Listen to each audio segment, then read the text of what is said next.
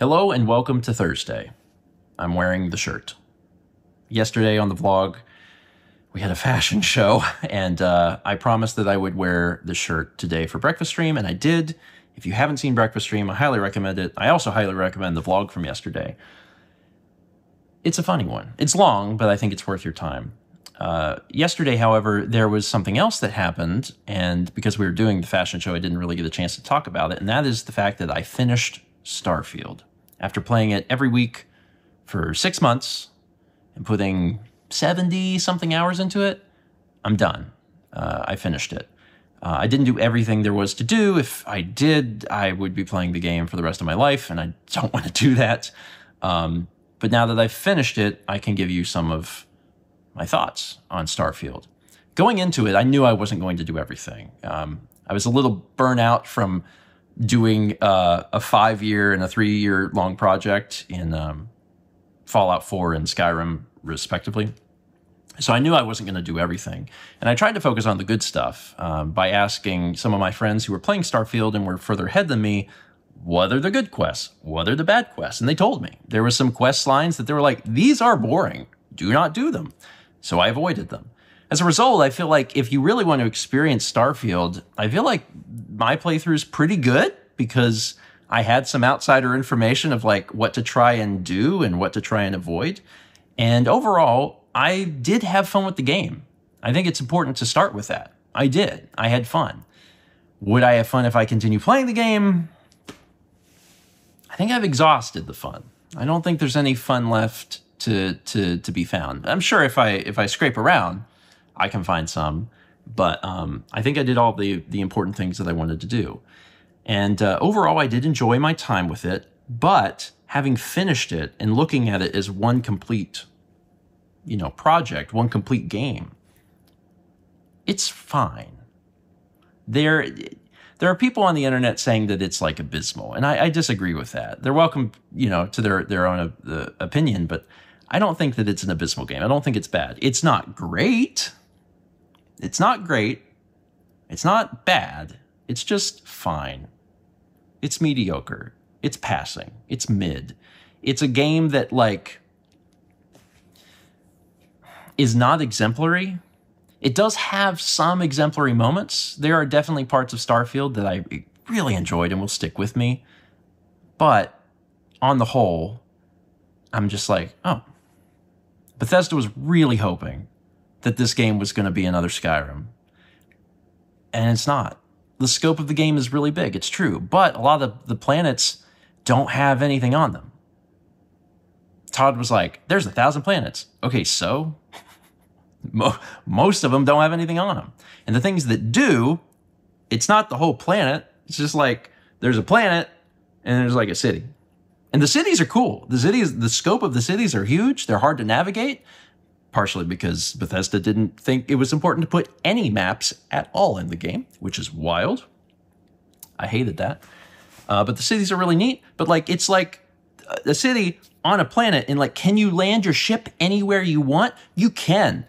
But why would you? Because there's nothing. If you land your ship somewhere, the game will immediately generate a thing.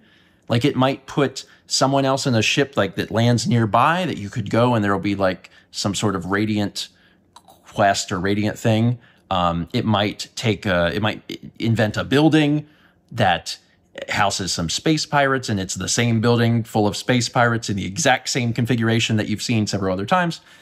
So there's really not a reason to just go exploring the planet. There's some perks for the characters that allow you to extract the resources from the planet. I don't know why you would ever do that. You can build bases and stuff. I don't know why you would do that. I mean, if it's something that really interests you, you could, but there's no reason to do it. I didn't have any problems with the game that required me to do any crafting whatsoever, so I just never bothered with it.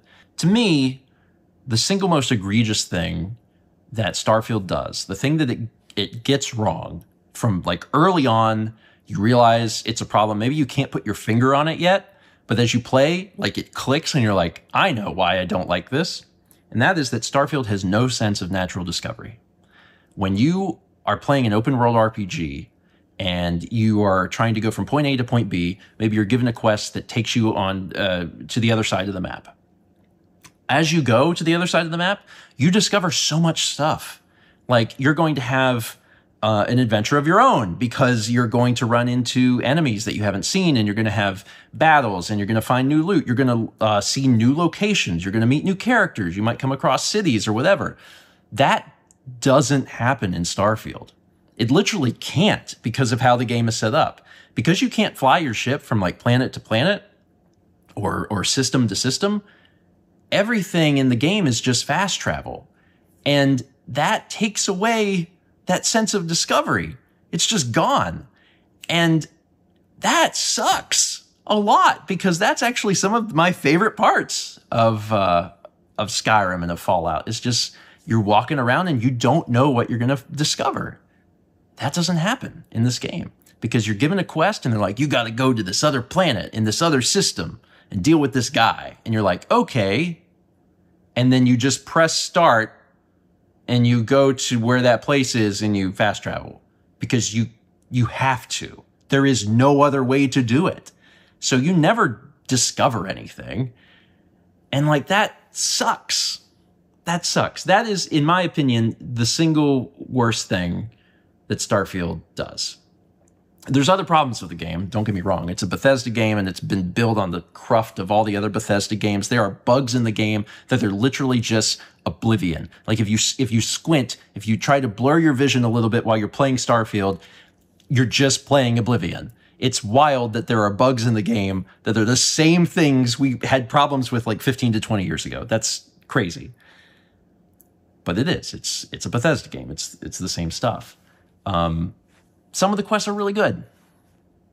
There are some quests that are really good. A lot of them are just kind of eh. Some of the writing on some of the stuff in the game is like really bland.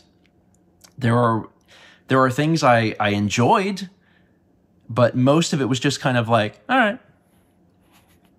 There wasn't a lot that I played that I was like, this is terrible, this is bad. A lot of it was just like, okay. And then there would be moments of like, oh, this is really cool. And then I just go back to, okay. There were things that were bad though. Like one of the things is that occasionally you do have to land on a planet in the middle of nowhere for a quest. Even if you're doing just like the main stuff, even if you're not exploring on your own for fun, you're still going to have to occasionally land on planets and get to a location. And the bad thing is you'll land where it tells you to land because you have little fast travel points that you have to go to that spot. It's true you can land anywhere on a planet, but like if the fast travel point is here, you can't like go here and walk to where this was. You can't just walk around the planet. You're in little zones. Even if the game doesn't want you to think that, you are. So if you have a fast travel point that you go to, you land your ship and it'll be like, all right, there's a building that way, 2 miles. And you're like, okay, why couldn't I have landed the ship over there? Why did I have to land it here and walk 2 miles? And there's nothing out there. Like occasionally you'll see some wildlife and some of the alien designs are really cool. But a lot of times you don't run into anything. You just walk. Like nothing. It's like barren wasteland. You'll just walk with nothing for like 2 miles to get to a location. And that's boring. I know that they're going to be releasing DLC, and I guarantee you that probably the first thing they release as part of the first DLC will be some sort of vehicle or something to go faster when you're on the planets because it's real slow, and that's not fun. There were multiple times in the playthrough where I landed and I had to walk for like at least 5 minutes in one direction.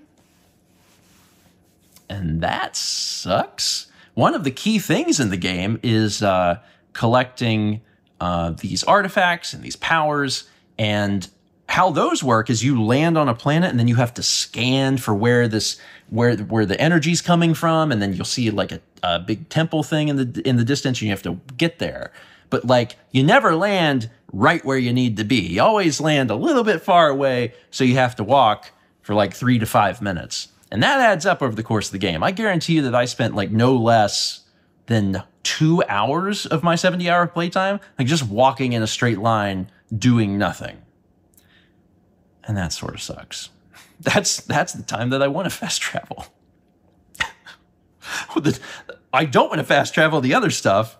I do want to fast travel that. It's like they switched it. Anyway, that's about all I have to say for Starfield. It's a game that is not bad. I really genuinely don't feel like it's bad. And I did genuinely have fun with it. There are parts of Starfield that'll stick with me because they were very, very cool. There's some really interesting things that it does and tries to do, some of which is successful. And on the whole, it's passable.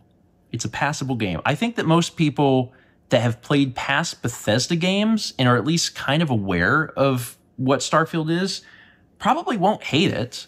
You know, I think that you'll probably get, 30 to 50 hours of gameplay out of it, and then you'll be done. And it's certainly not for everyone, but like if you like space, if you like astronomy, and you've played some other Bethesda games before, it might be worth a shot. And if nothing else, you can watch my playthrough because we tried to focus on doing just like, the most important bits. I do hope, the one thing I do hope is I do hope that Bethesda kind of takes something away from this, because it really feels like they are like, no. You're just playing it wrong. You have to do it like this. Like the game is actually great and no one can realize it. And I'm like, no. There's serious problems with the game. Serious problems with like the general design. Take that as a learning experience. You wanted this to be a Skyrim. It's not. I'm sorry. Learn from this and just put all of that creative energy and what should have been into the next Elder Scrolls game, because I know that that's going to be a big thing for them, and then they'll probably do well regardless. But like seeing how much Starfield is like past games, I'm like, man, I just don't want to play Elder Scrolls 6 and be like, oh, this is Oblivion. I really hope that they make some pretty big strides. I wish them the best. I truly do. So yeah, that's it. That's all I wanted to say.